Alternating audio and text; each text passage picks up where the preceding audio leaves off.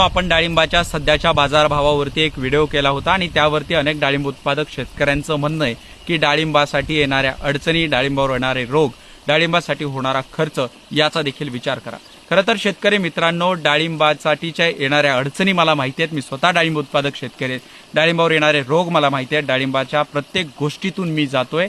मात्र डाळिंब उत्पादक शेतकऱ्यांनो, माझी तुम्हाला विनंती आहे की एकही असा शेतकरी दाखवा जो उडीद, मूग आणि सोयाबीन मधून कोट्याधीश झालाय।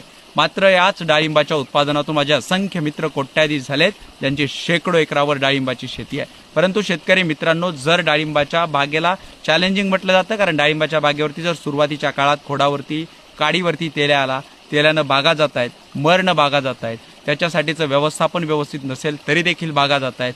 ज्या तुमच्या रोपांची निवड त्यासाठी योग्य असणं महत्त्वाचं आहे, त्याच्यासाठीचं व्यवस्थापन देखील तितकंच महत्त्वाचं आहे।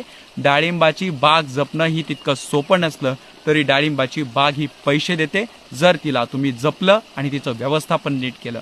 इथं उडीद, मूग आणि सोयाबीनला कितीही जपा, 40-50 हजाराच्या पुढे एकरी पट्टी येत नाही मित्रांनो।